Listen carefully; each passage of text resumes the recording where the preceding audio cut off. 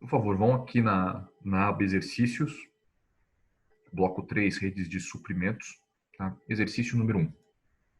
Um exercício justamente aí de combustíveis.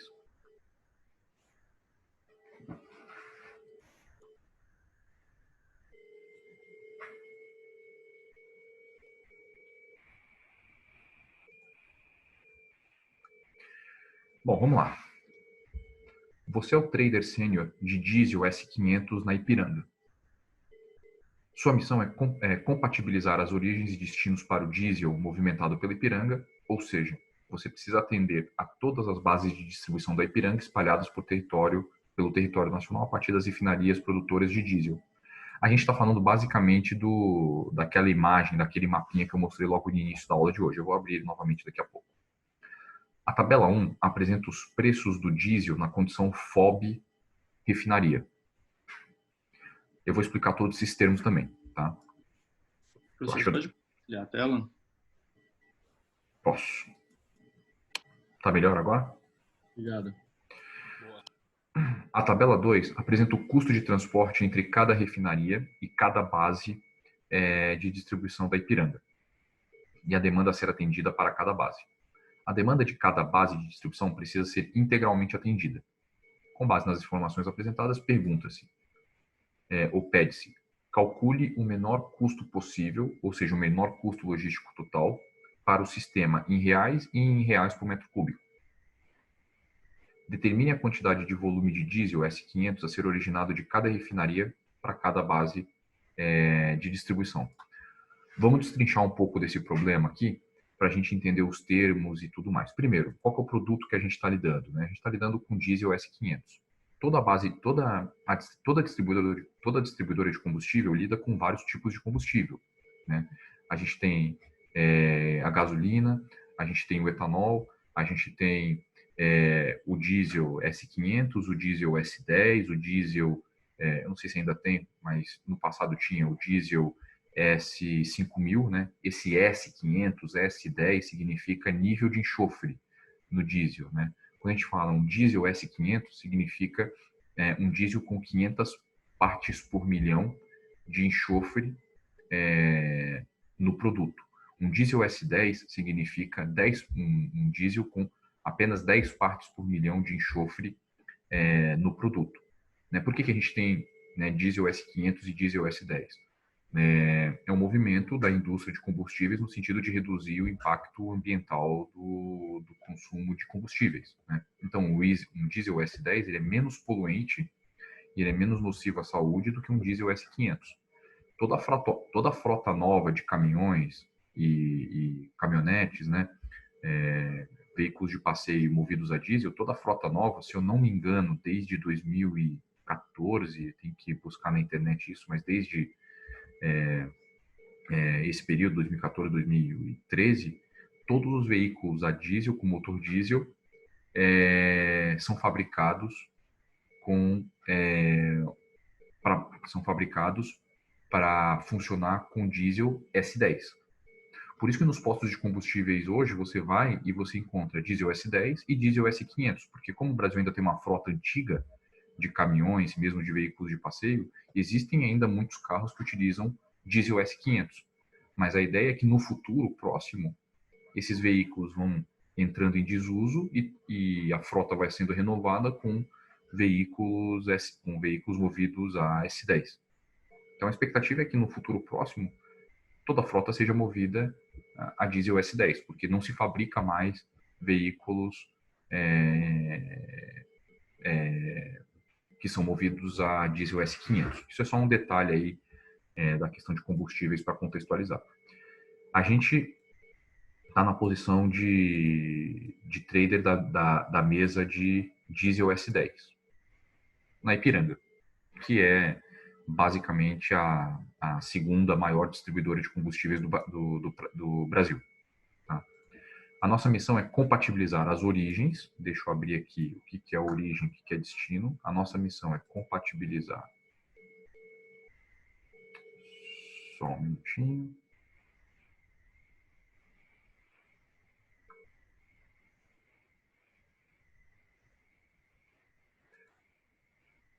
A nossa missão é compatibilizar as origens, os pontos de fornecimento de diesel no Brasil com os destinos, que são as bases de distribuição da Ipiranga espalhadas em território nacional.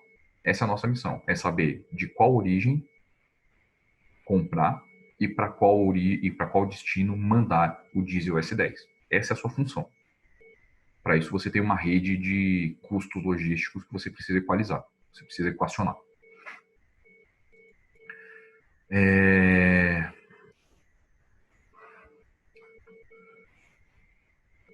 Você precisa atender a todas as bases de distribuição da Ipiranga espalhadas pelo território nacional a partir das refinarias produtoras de diesel. A tabela 1, essa tabela aqui, nos apresenta os preços do diesel S500 na condição FOB refinaria.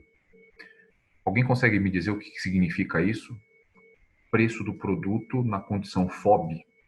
Alguém consegue me dar uma luz aí? Free on board, né, que o responsável aí pelos custos de transporte, seguro, né, do frete, no caso é o cliente. Isso aí. FOB, ou trazendo para o Tupiniquim, FOB, né? No Brasil a gente fala FOB, no gringo fala FOB. FOB é exatamente isso. FOB é um Incoterm. No mercado internacional, só um parênteses, né? No mercado, no sistema logístico internacional, a gente tem alguns Incoterms. Basicamente, o Incoterm são certas condições de transporte de produto. Então, quando eu falo se eu sou um exportador brasileiro e eu falo para o chinês, que é um comprador internacional, que está comprando meu produto, eu falo, olha, o meu preço é $1.000 ou R$ 1.000 por tonelada FOB ou FOB Santos, significa, o chinês entende automaticamente que eu estou falando, olha, eu estou vendendo um produto para você que custa R$ 1.000 por tonelada, posto em cima do navio no Porto de Santos, livre e desembaraçado. Você precisa mandar um navio para cá. E o frete do Porto de Santos até os portos chineses é sua responsabilidade. Então, essa é uma condição que o chinês facilmente entende. Quando eu falo o preço é $1.000 FOB, ele já sabe exatamente o que ele tem que fazer para ter esse produto na China.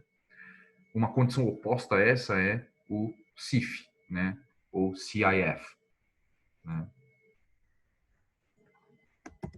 CIF. CIF significa Cost, Insurance and Freight. Basicamente, como eu falei, essa condição é uma condição oposta ao FOB. Nessa condição, se eu falo, olha, o meu preço de venda é R$ 1.500 por tonelada, CIF China, ou CIF, China Main Ports, que é muito comum, né? No mercado internacional, por exemplo, no mercado de soja, né? Eu ofereço para o chinês uma condição de preço, é muito comum oferecer uma condição de preço CIF, Cost Insurance and Freight, China Main Ports, CMP. Por quê? Porque o custo para eu mandar para os 4 ou 5 principais portos chineses é mais ou menos o mesmo. E o chinês quer essa flexibilidade. Ele quer que durante o frete logístico, durante o frete marítimo, ele tenha a capacidade de me informar, olha, eu queria que você mandasse esse navio para o porto X, Y ou Z. Como o custo para mim é mais ou menos o mesmo, consigo oferecer para ele um CIF, China Main Ports. Tá? Reparem que essas terminologias são terminologias que são utilizadas no mercado internacional, justamente para pessoas que estão em ambientes de negócio diferentes, que têm culturas diferentes, consigam se comunicar. É uma língua, né? É uma língua universal da logística internacional. Então, todo mundo entende. Tá? Só que, aqui no Brasil, a gente importou, a gente adaptou essa linguagem de Incoterm, da logística internacional, para a logística doméstica. Então, é muito comum, por exemplo, eu estar negociando determinado produto aqui no Brasil, no mercado doméstico mesmo, então, comprando de um fornecedor no Rio Grande do Sul para me entregar em São Paulo. É muito comum, em várias indústrias, né, a gente utilizar os termos CIF e FOB. CIF e FOB. Muitas vezes, os operadores nem sabem o que significa CIF e FOB. O que significa as letrinhas, o significado técnico de CIF e FOB. Mas todo mundo sabe que CIF é logística por conta do vendedor e FOB é logística por conta do comprador. Então, essa é a lógica no mercado internacional e também no mercado de combustíveis. Então, quando eu falo, olha, eu sou a Ipiranga, né? Eu sou o trader sênior de S10 da Ipiranga. Eu estou comprando diesel S500 da Reduc, né? Opa, peraí. Eu estou comprando diesel S500 da... Estou comprando diesel S500 da Reduc, Duque de Caxias, tá?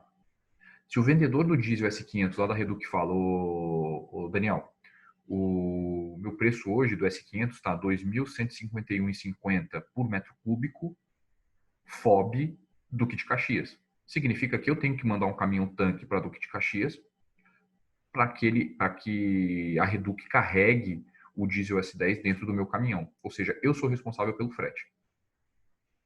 Se ele falasse, olha, o preço é R$ 2.151,50 CIF São José do Rio Preto, significa que a Reduc está me oferecendo um produto por R$ 2.151 entregue na minha unidade em São José do Rio Preto. Então, eu só preciso estar lá em São José do Rio Preto disponível para receber e descarregar esse produto. Tá? Quando ele fala que a entrega é CIF, significa que ele é responsável por qualquer avaria na carga durante o transporte. Então, se durante o transporte, ele, vendedor, se durante o transporte a carga é roubada, ocorre um acidente, etc., ele é o responsável por arcar com os custos relacionados a isso. Portanto, é importante que ele faça um seguro da carga. Se a venda for FOB, ele não tem nada a ver depois da saída do produto da unidade da instalação dele. A partir do momento que o caminhão cruzou a portaria, a responsabilidade é de quem está comprando. Aí é uma opção do cliente colocar um seguro, no caso. É a opção do cliente, no caso de uma venda FOB, é a opção do cliente. É uma opção do cliente. Tá? E você pode eventualmente não optar. Se você estiver falando, né, você vai trabalhar com estatística, com probabilidades, né? É a mesma coisa de você fazer um seguro do seu carro, né? Se você tem um carro muito caro que você usa pouco, vale a pena você fazer o seguro? Tem gente que não faz, né? Porque, porra, você vai pagar 4% do valor do carro todo ano de seguro, né? Em 10 anos você pagou 40% do valor do carro novo, né? Às vezes vale a pena você não pagar e utilizar essa grana para comprar um carro novo caso o carro seja roubado, né? Então aí você trabalha com probabilidade estatística mesmo, tá?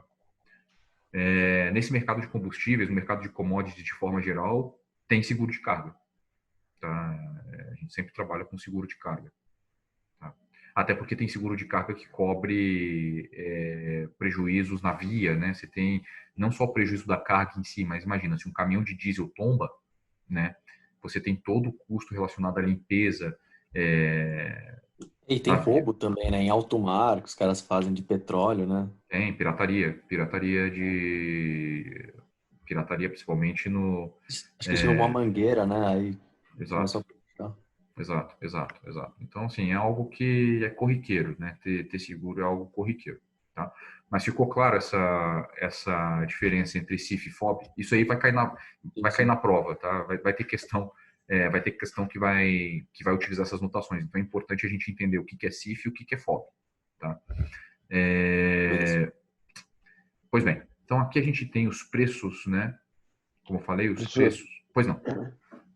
só para deixar claro, então, tipo, tanto o CIF quanto o FOB, eles tratam da logística inteira, não só do frete.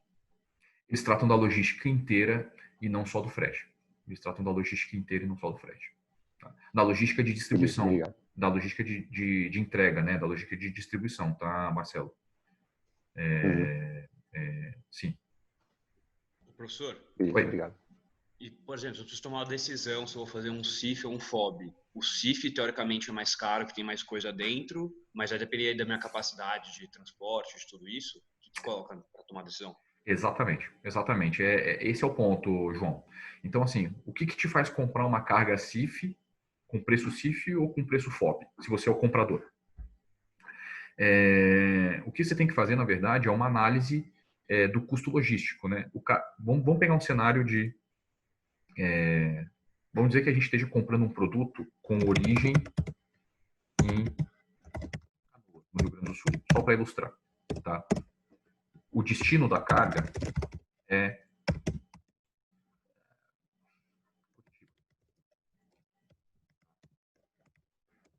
Então, eu sou o comprador, eu estou comprando uma carga de Canoas para entrega em Curitiba.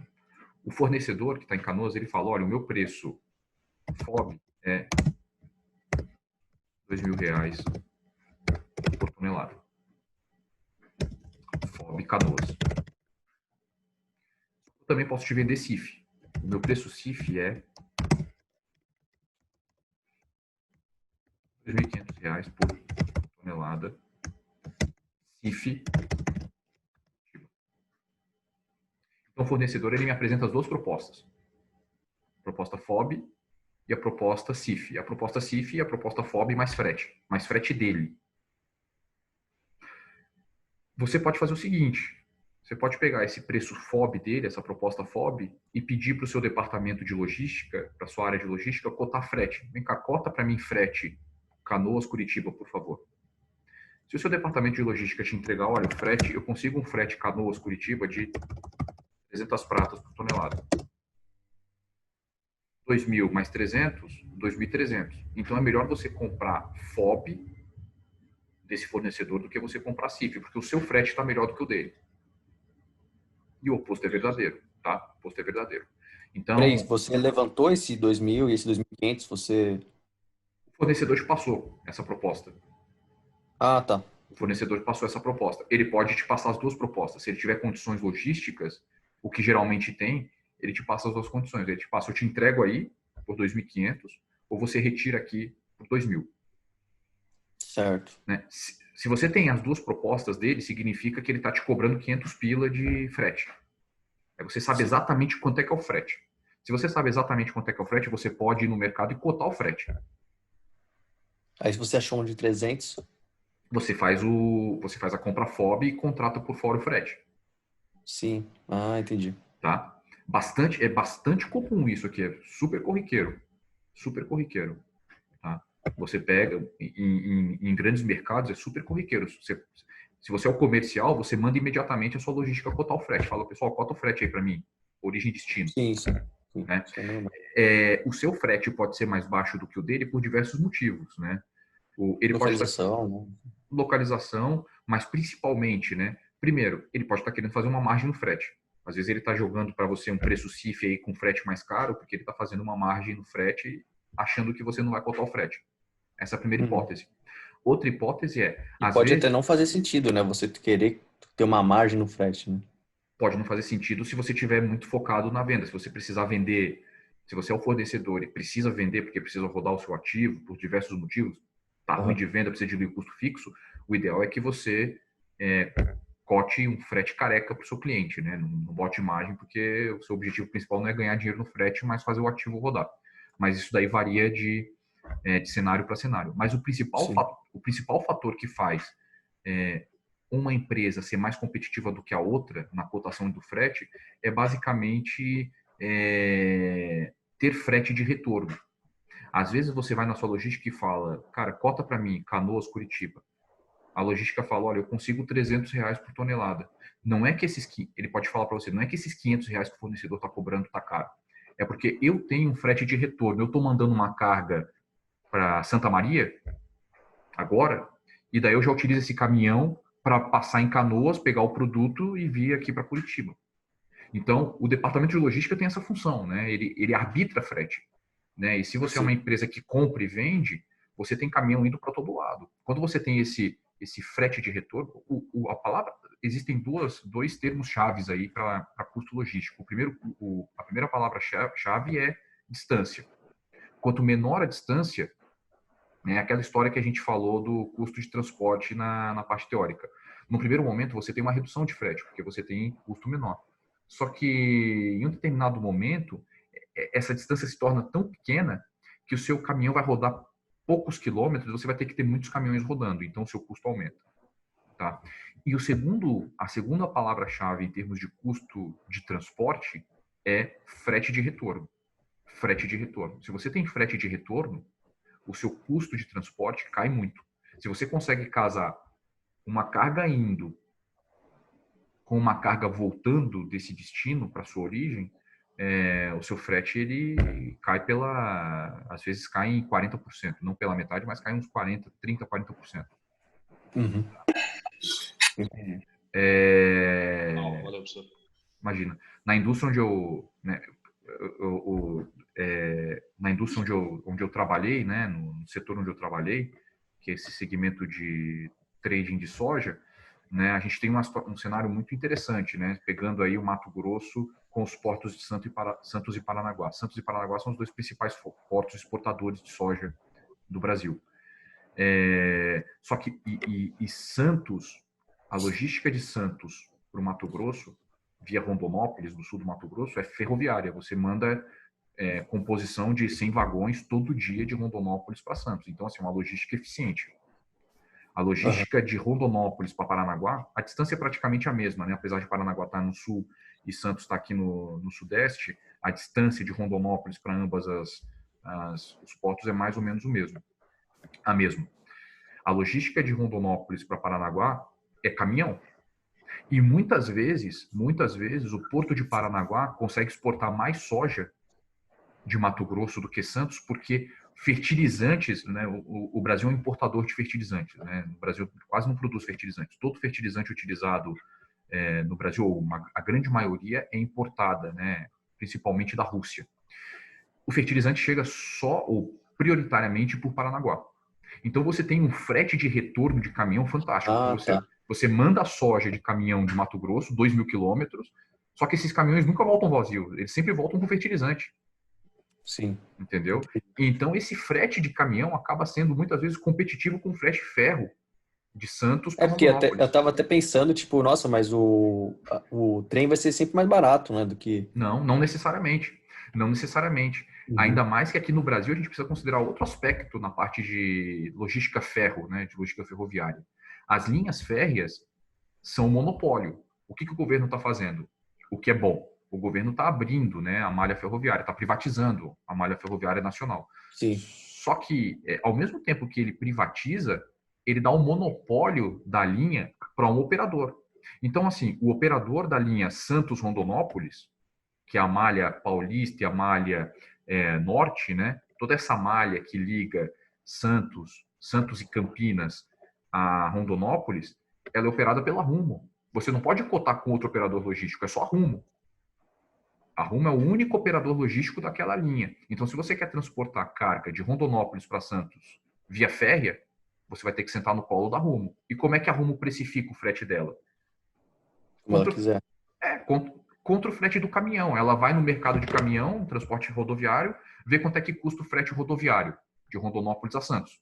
E ela te precifica a base desse frete. Ela te dá um desconto sobre o frete rodoviário.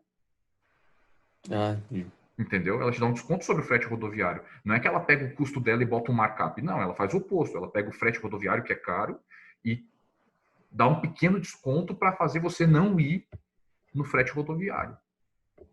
Entendeu? É completamente de fora para dentro, né, o preço. Exatamente. Né? Então, quando você tem uma logística eficiente como essa de fertilizante versus soja, né, ligando Mato Grosso ao Porto de Paranaguá, você consegue criar problema, entre aspas, para a linha férrea. Você consegue, às vezes, ser mais competitivo do que a linha férrea. E tem outros aspectos que a gente pode discutir em outra oportunidade. Né? Linha férrea, como a linha férrea é um monopólio, né? A maioria dos operadores logísticos, Rumo, MRS e vários outros, VLI, né? Eles operam com contrato de take or pay. Né? Então, no final do primeiro ano, então a gente está em julho, você precisa começar a negociar os contratos de transporte de carga com os operadores logísticos agora, esse ano, para fechar os volumes para o ano que vem. E o operador logístico fala, tudo bem, você quer utilizar a linha férrea Santos, Rondonópolis, 2021? Perfeitamente. Você precisa... Para isso você precisa estimar a demanda também, né? A Rumo fala o seguinte, você precisa movimentar, eu exijo que você movimente no mínimo, sei lá, 20 mil toneladas por mês. Pô, mas e se eu não tiver carga? você vai pagar do mesmo jeito. Chama-se contrato de take or pay. Você toma o frete, usa o frete de qualquer jeito, e se você não usar, você paga do mesmo jeito, porque a linha férrea está lá disponível. Tá? Então, quando a gente lida com logística ferroviária, não é tão trivial, porque a gente tem essas várias nuances. Tá? Pois bem. Então, aqui a gente tem, né, voltando para o nosso exercício. Só uma pergunta antes. E quando a diferença de preço é muito insignificante, tende a escolher qual? Maria, aí, via de regra, né, o transporte ferroviário é melhor. Porque né, você tem assim, você tem uma série de benefícios. Né? O primeiro benefício mais latente é a diminuição drástica do risco de acidente. Né? Então, você imagina uma composição, um vagão de trem, né? Um vagão de trem, falando de soja, né? Um vagão de trem transporta 7.000 toneladas de soja. Um vagão. Um caminhão transporta 22 toneladas de soja. Então, um vagão de trem transporta quase o equivalente a 30 caminhões. Então, são 30 motoristas na estrada para você levar o equivalente a um vagão. E cada composição, né, eu não sei ao certo, eu não lembro mais os números ao certo, mas alguma coisa no tipo, a Rumo manda de Rondonópolis para Santos, eu acho que são 2 composições por dia. Cada composição tem 80 vagões. Cada vagão carrega 7.000 toneladas de produto, 7.000 toneladas de soja. Né? Então, o risco de um acidente é muito menor no transporte ferroviário do que no transporte rodoviário. Esse é o primeiro ponto. Mas em relação ao CIF e FOB? Não muda, a lógica é a mesma. Não muda, a lógica é a mesma. Se eu sou um comprador, eu posso contratar o transporte ferroviário para fazer a retirada do meu produto. Eu posso comprar FOB do meu fornecedor e utilizar a linha férrea para retirar o produto. Tá? Entendi. O professor, só complementando, na minha empresa que eu trabalho na área comercial, a gente acaba preferindo muito mais CIF, porque tem todos uns procedimentos que tem que seguir para retirada na fábrica do material, e muitas vezes os clientes acabam não seguindo esses procedimentos e acaba dando muito trabalho. Então, por uma questão mais operacional mesmo, dentro da minha empresa, o CIF é muito mais utilizado. Privilegiado, assim, é muito mais utilizado. Não, sem dúvida. Esse aspecto, Vitor, é muito relevante, né? Dependendo da característica do produto, mesmo que você pague mais caro ou por algum outro... enfim, mesmo que você pague mais caro, você acaba optando por determinado frete. Isso é perfeito, né? Aqui a gente está falando muito mais só na perspectiva do custo em si, mas essas nuances são relevantes. Bom, a gente pode depois conversar mais sobre isso, mas esse é o dia a dia, né? O Vitor deu um exemplo bom aí. Quando você cair no mercado, qualquer setor praticamente, você vai lidar com esses termos, né? Se você não estiver trabalhando no setor financeiro, né? Qualquer empresa, qualquer indústria, enfim, vai lidar com logística, com transporte e vai lidar com esses termos. Tá?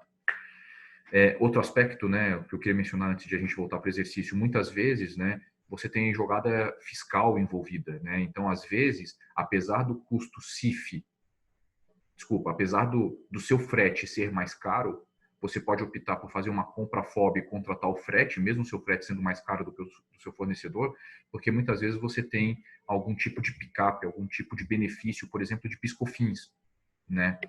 Muitas vezes a sua empresa tem uma conta... Aí a gente vai entrar num detalhe que não vou me aprofundar muito, mas muitas vezes, né, a sua empresa, ela tem uma conta gráfica, ou seja, ela tem créditos a receber de PIS/COFINS muito grande, crédito do governo. Esse crédito demora anos, às vezes, para sair, porque você vai crescendo aquele bolo de crédito de PIS/COFINS e o governo não te paga ou demora muito para pagar. E você tem interesse em queimar esses créditos de PIS/COFINS através de despesas com PIS/COFINS. Então, muitas vezes, você acaba contratando um frete mais caro para queimar essa conta gráfica. Tá? Então, são nuances aí. Aí a gente está colocando uma questão tributária na gestão de frete, né? Na gestão logística. Então, tudo isso faz parte gestão de transportes. Tá? Voltando aqui para o nosso exemplo. Então, a gente tem, né, o exercício está nos dando aqui as várias refinarias, né, as várias origens, Araucária, Paulínia, Duque de Caxias, Cubatão, Betim, Canoas, todos os preços FOB, né, ou seja, os preços do produto sem frete. Tá? E aqui nessa tabela 2, ele nos dá justamente a logística, o custo de frete de cada origem para cada destino. Então, Araucária, Bagé, Araucária, Santa Maria, Araucária, Guarapuava. E a mesma coisa para os outros, né? Origem Duque de Caxias, Bagé, Santa Maria, Guarapuava, tal. O nosso trabalho aqui é saber quanto de diesel eu vou comprar de cada refinaria para cada destino. Lembrando que nesse desenho, né, nesse exercício, eu não tenho limitação na ponta da origem. Ou seja, nenhuma refinaria tem capacidade máxima de venda para mim. Eu posso comprar a quantidade, entre aspas, infinita de cada um. Só que eu tenho volume a ser atendido para cada destino. Ou seja, para Bagé, eu tenho que comprar 3.000 metros cúbicos, nem mais e nem menos. Para Santa Maria, eu tenho que comprar 6.000 metros cúbicos, nem mais nem menos. Para Guarapuava, eu tenho que comprar 6.200 metros cúbicos, nem mais nem menos. Então, essas daqui são restrições. Tá? Como é que a gente faz? Como é que a gente começa esse exercício aqui? Tá? Como é que a gente começa esse exercício? Vamos criar aqui um espaço para resolução. O primeiro passo, minha gente, o primeiro passo é eu calcular o meu preço CIF, o meu preço do produto posto em cada destino. Aqui eu tenho o preço FOB. Mas eu preciso saber quanto é que custa o meu preço para cada destino. Tá? Quanto é que vale o diesel da Repar para Bagé, preço do produto mais frete.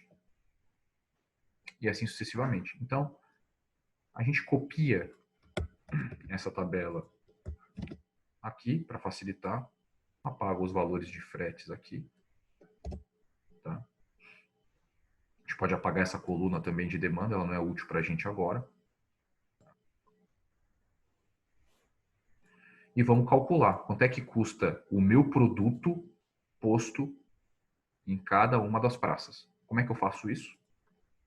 Basicamente, somando o preço FOB mais o custo de frete de cada origem para cada destino. Tá? Então, aqui eu posso travar o preço FOB e posso movimentar essa célula para cá. Se eu fizer isso, eu estou calculando o preço CIF, né, o preço do produto entregue em cada praça, partindo de Araucária. Então, esse preço aqui, R$ 2.118,46, por exemplo, é o preço do diesel S500 com origem em Araucária e destino, tendo como destino Presidente Prudente. Me custa R$ 2.118 o metro cúbico do diesel com o preço do frete incluso. Tá? Só para dar um exemplo. Eu faço a mesma coisa para todas as origens e para todos os destinos. Então, Replan.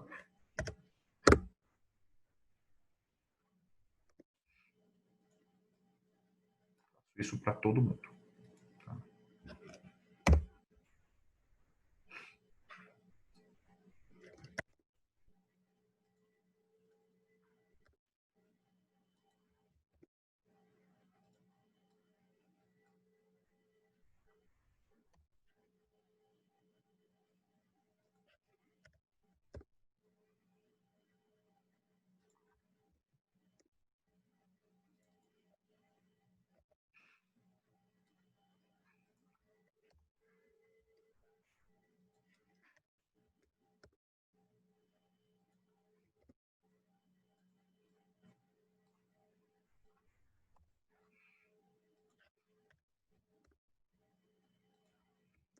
Beleza. Essa tabela aqui, como eu falei, me entrega o custo do produto posto a partir de cada origem, posto em cada destino, tá? Você tem duas opções, agora a gente teria duas opções, né? Eu sei que eu preciso desses volumes aqui, cada uma das praças. A primeira opção é a gente fazer tentativa e erro, né? A gente ficar calculando a quantidade de volume para cada praça para tentar descobrir quanto que eu vou comprar da Repar para Bagé, quanto que eu vou comprar da Repar para Santa Maria, etc. Isso é inviável, né? A gente não pode fazer isso manualmente. Então, a gente utiliza o Excel para nos ajudar a calcular os volumes que eu vou comprar de cada origem para cada destino. Tá? Aqui eu vou mudar o título da tabela, só para deixar organizado. Aqui é o custo CIF do S500. Eu vou abrir uma nova tabela, utilizando esse mesmo template, aqui. Tá? Eu vou botar quantidades de cada origem para cada destino. Vou apagar os valores aqui e vou manter as demandas que eu preciso atender, os volumes demandados por cada destino. Tá? Essa tabela aqui, que vai ficar em branco, é a tabela que vai me dar a quantidade que eu vou comprar de cada origem para cada destino. Tá? Vamos deixar ela aqui por enquanto. Aqui embaixo a gente calcula o nosso CLT. CLT. O que é o nosso CLT? Conforme a gente viu há poucos minutos atrás na parte teórica, é o nosso custo logístico total. O que é o nosso custo logístico total? Aqui a gente só tem um custo logístico total. O exercício não falou de custo fixo das instalações, o exercício não falou de custo de imposto, não falou nada. Ele só está falando que existe um custo, que é o custo de transporte da origem para o destino, da origem para o destino. E o custo do próprio produto. Tá? Então, a gente basicamente só tem um custo variável, que é o custo do produto com transporte. Tá? Então, o nosso cálculo do custo logístico total é bastante simples nesse caso aqui. A gente tem que fazer um somar produto, multiplicando o custo de cada origem para cada... multiplicando a quantidade de cada origem para cada destino pelo custo variável de cada origem para cada destino, que por enquanto vai ser zero. Por que vai ser zero? Porque eu ainda não tenho quantidades, né? Eu não tenho quantidades de cada origem para cada destino. A partir do momento que eu for alimentando essa tabela aqui, por exemplo, da Reduc para Ourinhos, vamos dizer que a gente decida comprar 5.000 metros cúbicos. Vai começar a aparecer custo aqui. De Campo Grande, de Cubatão para Campo Grande, vamos dizer que eu decido comprar 1.000 metros cúbicos. Né? O custo logístico total, ele vai aumentando aqui. Lembrando que eu quero o custo logístico total, né? Ele determina o menor custo possível para o sistema em reais e em reais por metro cúbico. Esse daqui é o custo logístico total do sistema em reais. Tá? Só que eu também já preciso deixar um CLT aqui para custo logístico total por metro cúbico. Tá? Professor, rapidinho, você usou que forma? Somar produto do quê? Você pode botar de novo, por Posso. favor? É o somar produto das quantidades que eu vou calcular pelo custo variável, pelo valor do produto mais frete. E esses números você usou de exemplo só, né? Esses números eu usei de exemplo aqui, tá? A gente vai calcular esses números através do solver. Tá, obrigada. Nada. Vamos deixar eles aqui por enquanto só para a gente ilustrar, tá? Eu tenho meu custo logístico total por quantidade também. O exercício já me dá quanto eu vou comprar, né? No total, quanto que eu preciso comprar de diesel? Quanto que eu preciso comprar de diesel? O exercício já me dá, de forma implícita. Tá aqui, ó. Você precisa atender... Ou seja, você precisa atender a todas as bases de distribuição da Ipiranga espalhadas por território nacional a partir das refinarias produtoras de petróleo, de diesel. A tabela 1 apresenta os preços do diesel na condição FOB e refinaria. A tabela 2 apresenta o custo de transporte entre cada refinaria. Professor, Oi. aí já entra até naquela questão da responsividade, né? Tipo, você tem que atender aquela demanda porque não pode faltar de jeito nenhum, né? Exatamente, exatamente. Eu não posso admitir aqui atender. A Bagé está me demandando 3 mil metros cúbicos. Eu não posso montar o meu sistema logístico para atender em 2.500 metros cúbicos ou em 3.300. Eu tenho que atender 3 mil, nem mais nem menos. É a demanda que eles estão me pedindo. É a demanda que a minha área de distribuição está me pedindo. Imagina que você é um provedor de serviço interno, né? Você é o trader da Ipiranga, mas você está atendendo alguém. Quem que você está atendendo? A área de distribuição da própria empresa. E os caras estão falando, cara, você precisa comprar 3 mil metros cúbicos para Bagé, ponto. Nem mais nem menos, é 3 mil. A gente precisa de 3 mil. Então, esse número é inegociável, tá? E o exercício ele destaca aqui, né? A demanda para cada base de distribuição precisa ser integralmente atendida. Então, ele enfatiza isso. Portanto, para eu calcular o meu CLT por metro cúbico, eu preciso saber primeiro o meu CLT, que eu vou calcular, e a quantidade de produto que eu vou ter que comprar. A quantidade de produto que eu vou ter que comprar eu já tenho, que é basicamente o somatório das quantidades que cada base de distribuição está me demandando, que é 70.500. Então, eu já vou deixar a fórmula preparada aqui. Tá? CLT dividido por soma das quantidades demandadas por base de distribuição. Já vou deixar a fórmula preparada aqui. Beleza. A estrutura do problema já está pronta. Eu só preciso agora descobrir, de fato, quanto eu vou comprar de cada origem para cada destino. Tá?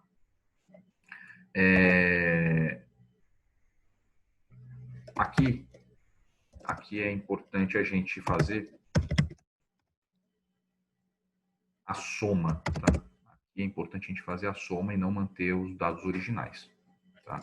Vamos deixar assim por enquanto, não tem problema, porque a soma de produtos mandados de cada origem tem que ser igual à demanda que eu tenho, por exemplo, para Bagé, no Rio Grande do Sul, que é 3 mil metros cúbicos. Então, a soma de todas as quantidades que eu vou encontrar aqui precisa ser igual a 3 mil metros cúbicos. Essa é uma restrição que a gente vai colocar no solver agora. Eu venho em dados, solver. O que eu quero? Né? Eu quero, o meu objetivo, minha célula objetivo é custo logístico total menor possível. Quais são as minhas células variáveis? As minhas células variáveis são justamente a quantidade de produto de cada origem para cada destino. Quais são as minhas restrições? Primeiro, essa restrição ela pode ou não entrar. Eu sempre boto para garantir, tá? Mas na maioria das vezes a resposta não dá errado. A primeira restrição é as quantidades precisam ser maior ou igual a zero. Eu não posso ter quantidade negativa, né, de uma origem para um destino. A segunda restrição é a demanda a ser atendida para cada ponto de distribuição, ela tem que ser igual à demanda solicitada por cada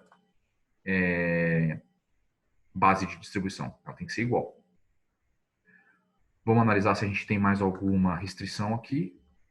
Aparentemente não. Método de solução do problema. Ao contrário dos problemas de previsão de demanda, que a gente utiliza GRG não linear, para a rede de suprimentos é sempre LP simplex. A gente está trabalhando aqui com programação linear. Tá? Então, é sempre LP simplex. A gente roda o modelo, o solver encontrou uma solução, todas as restrições e condições de adequação foram atendidas.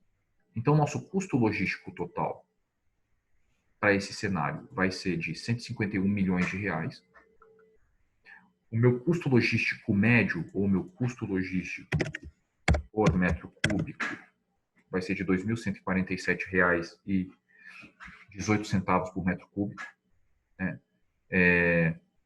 Seria equivalente a dizer que esse custo logístico total é igual a R$ 2,14 litro. Tá? E Vamos analisar agora quanto que eu vou comprar de cada origem para cada destino. Olha só. Para atender a base de Bagé, eu vou comprar 100% do volume de Canoas. Ou seja, aqui ele está privilegiando realmente distância, né? Canoas é o ponto mais próximo de Bagé. Para atender Santa Maria, eu vou comprar de Araucária, não vou comprar de Canoas. Provavelmente porque eu tenho um frete, talvez eu tenha um frete ferroviário ligando Araucária, na região metropolitana de Curitiba, a Santa Maria, no centro do estado do Rio Grande do Sul. Para atender Guarapuava, eu vou comprar 100% do volume de Araucária também. A mesma forma para Ourinhos. Para atender Ourinhos, eu vou comprar de Araucária. E assim sucessivamente. Tá? Eu poderia montar aqui, na verdade ele está pedindo, né, determinar a quantidade de volume de diesel S500 a ser originado de cada refinaria para cada base de distribuição. Eu posso abrir uma outra coluna aqui, ó. Dá para concluir que essa refinaria Repar aí, ela é a mais importante, né, do caso. Sem dúvida. E é mesmo, tá? E assim, falando de forma prática, a Repar é a refinaria, junto com a Replan, de Paulínia, aqui em Campinas, e junto com a Reduc também, são as 3 principais refinarias do Brasil. Tá? A Repar realmente atende aí praticamente todo o sul do Brasil, sul do estado de São Paulo, de maneira bem competitiva. E, às vezes até consegue atender o norte do estado de São Paulo também. Tá? Beleza. Aqui a gente pode botar a quantidade de cada origem para cada destino e simplesmente fazer. Daí ter uma visão melhor, né? Então, de Araucária, eu vou originar 46 mil metros cúbicos. De Paulínia, 12 mil. De Duque de Caxias, 9. Nada de Cubatão. Nada de Betim. E 3 mil da Refap em Canoas. Soma 70.500 metros cúbicos. A soma das quantidades fornecida por base, por origem, 70.500, que é exatamente a mesma quantidade demandada. Então o problema está redondinho, tá? Não é bem simples comparado com os outros, né? Porque, tipo, dá pra fazer quase de cabeça também. É só escolher o mais barato, que não tem um limite. Exatamente. Esse daqui é para a gente começar a aquecer os motores, né? Aqui a gente não colocou nenhuma restrição, por exemplo, de fornecimento, o que para o mercado de combustível é até aceitável, né? Porque realmente a capacidade de produção de uma refinaria é grande. Então eu posso imaginar que ela vai ter uma capacidade, digamos assim, praticamente infinita de atender a minha demanda mensal, por exemplo.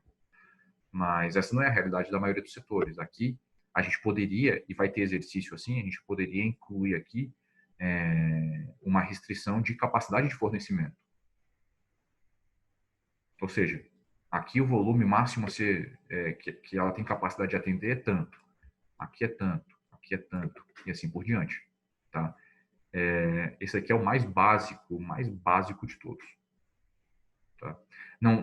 Mesmo sendo básico, não seria tão simples de resolver se a gente não tivesse a ferramenta, né? A gente demoraria mais tempo, né, para montar esse sistema, né? Ou seja, saber quanto comprar de cada origem para cada destino. Tá? Professor, você pode abrir o Solver rapidinho?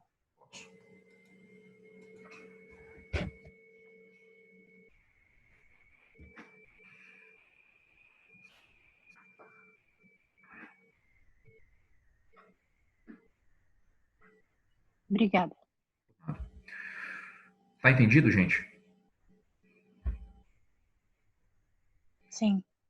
Isso aqui é um exercício clássico aí, simples de redes, tá? Redes de suprimentos.